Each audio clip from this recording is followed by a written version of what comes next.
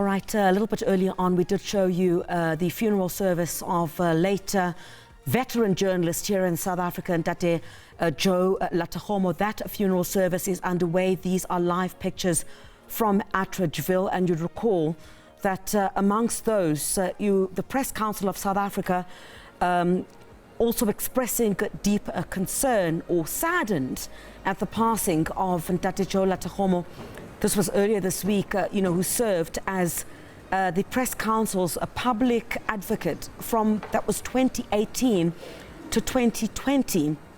And with more than 50 years of active service in the media, reaching the heights as a founding editor of the Sowetan newspaper in 1981. You would recall as well that he was a stalwart at the World, which of course later on became the Sowetan, and the Weekend World, which were banned during the apartheid regime. And he was also assistant editor at the Post and the Sunday Post. These were veteran journalists, who presided for the fight for freedom, media freedom in South Africa during the very dark days in this country. The South African flag, and without a doubt, a befitting send-off for this giant in the media industry, Ntate Joe Latakgomo, who passed away in 2020. You'd recall, upon the 43rd anniversary of Black Wednesday.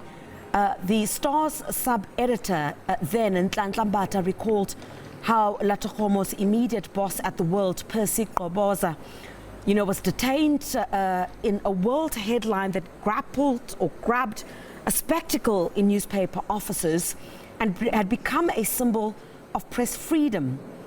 And Latakgomo, of course, effectively taking over at a later stage. And you would know, of course, that he was amongst giants as well, other giants in the media industry, a Press Council member, and one of the greatest legends in the South African media landscape.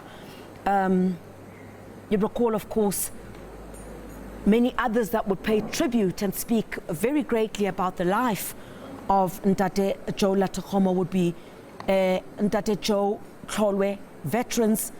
I mean, people who spoke about steadfast journalism and some of the most violent years in journalism that they had to be subjected to. This was during the apartheid era, and Ntate Joe Tlholwe describing the late Latakgomo as a journalist.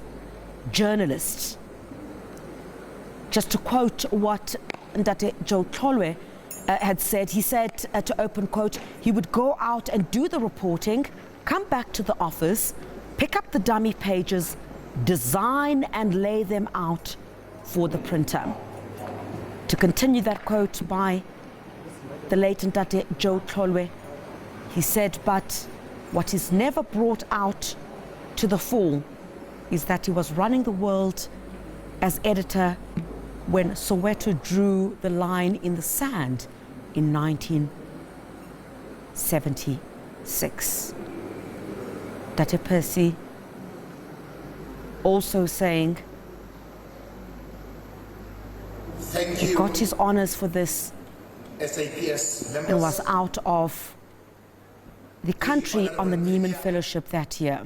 Allow me to request all except the family to rise as we will be singing the national anthem.